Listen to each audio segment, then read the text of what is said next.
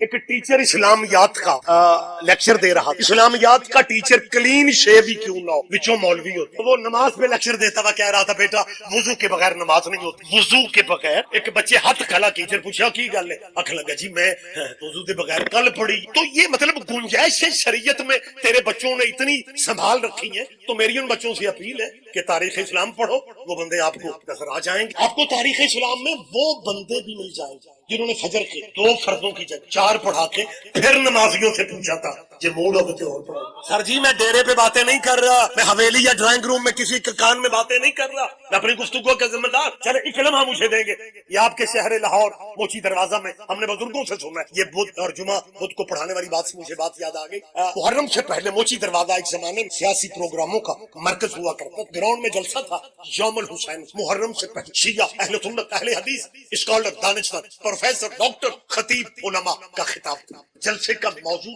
اگر کربلا نہ ہوتی تو کیا ہوگا، سارے مسلکوں کے دانشوروں کا خطاب ہونا تھا، ٹائٹل تھا اگر کربلا نہ ہوتی، مصائب کے رنگ میں نہیں، یعنی وہ کربلا کے اثرات پہ بحث کہ اگر کربلا نہ ہوتی تو کیا ہوتا، اس موضوع پہ بیٹا جلسہ تھا۔ آخری خطاب شیعہ عالم دین نے کرنا تھا، وہ پاکستان کے نہیں تھے، لکھنؤ کے تھے۔ آپ کے بچوں کے ذہن میں یہ باتیں ہونی چاہیے۔ علامہ سید علی نقی، بزرگ علماء کا نام لے کے بات اچھی لگتی ہے، نقن صاحب انہیں کہا جاتا تھا، یہ شیعہ عالم دین تھے، مالک ان کے درجات بلند فرمائے۔ آخری خطاب ان کا تھا، ٹائٹل تھا اگر کربلا نہ ہوتی تو کیا ہوتا۔ تقریریں طویل ہوں گے، تقریریں لمبی ہوگی سر، اور مہمان خصوصی کا خطاب، جلسہ ختم، یعنی اذان مغرب پہ جلسہ ختم ہو جانا تھا، اور اذان مغرب میں صرف 2 منٹ رہتے تھے۔ ناظم ممبر آئے، اس نے انتہائی معذرت خواہانہ رویے میں معذرت کر کے چیف گیسٹ مہمان خصوصی کا خطاب طویل ہونا چاہیے تھا، لیکن ہم معذرت چاہتے ہیں، جلسہ ختم ہونے میں 2 منٹ، حکومتی گورنر وزیر بڑے بڑے علماء دانشور سارے موجود ہیں، صرف 2 منٹ میں شیعہ عالم دین خطاب کریں گے اور جلسہ ختم ہو جائے گا۔ موضوع کیا تھا، اگر کربلا نہ ہوتی تو کیا ہو۔ جب اس نے کہا نا جی 2 منٹ باقی ہیں، اب اسی میں خطاب ہے، نقن صاحب نہ بیٹھے تھے نہ اٹھے تھے، مائک پکڑ کے کہتے ہیں بیٹا 2 منٹ سے آدھا تقریر میں ختم کر لیتا ہوں، بیٹا ایک بات یاد رکھو، اگر کربلا نہ ہوتی تو جمعے بدھ کو ہوا کر۔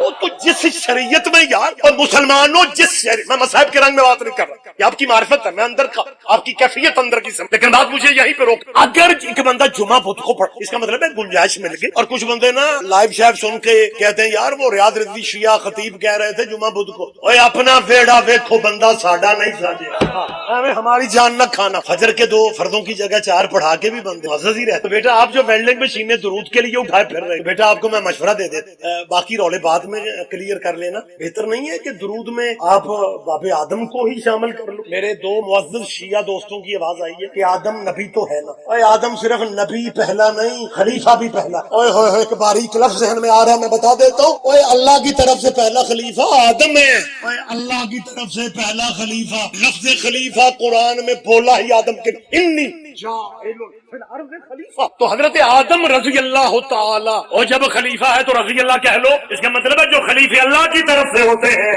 وہ رضی اللہ نہیں ہوتے، وہ علیہ السلام ہے۔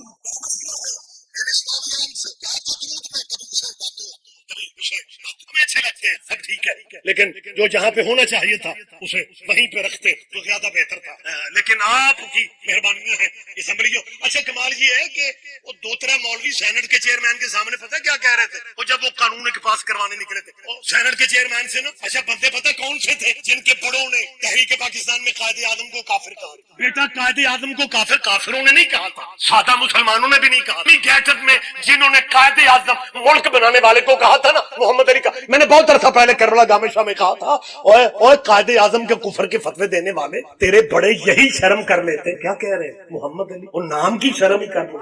لیکن سر یہ تاریخی، یہ زمینی حقائق ہے، میں ہمیشہ زندہ باتیں کرتا ہوں، میں زندہ باتیں منبر پہ موجود اس لیے کرتا ہوں تاکہ میری قوم کے بچوں کو بھی یہ یقین رہے کہ شیعہ اس ملک میں کرایہ دار نہیں۔ میں بیٹا اس لیے کہہ رہا ہوں کہ بانی پاکستان قائد اعظم محمد علی کا نکاح ابو حنیفہ کی فقہ پہ نہیں ہوا، امام جعفر صادق کی فقہ پہ۔ ان کے بڑوں نے کہا تھا قائد اعظم کے بارے میں کہ محمد علی کافر ہے، انہیں کی دوسری نسل سینٹ کے چیئرمین کے سامنے، اور وہ اپنے بڑوں کی طرح اسلامی گیٹ اپ میں تھے، اور یہ قرارداد کہہ رہے تھے ملک ہمارا ہے، یہاں آپ کو دستخط کرنے پڑے، اس بل پہ دستخط کرنے پڑے، اس بل پہ دستخط کرنے کیونکہ ملک ہمارا ہے. اوے ابے تیرے نے کہا تھا بنانے والا کافر ہے, تو کہہ رہا ہے ملک ہمارا ہے. تمہاری پرانی عادت ہے, وارثوں کو کافر کہتے ہو, ورثے پہ قبضہ کرتے ہو.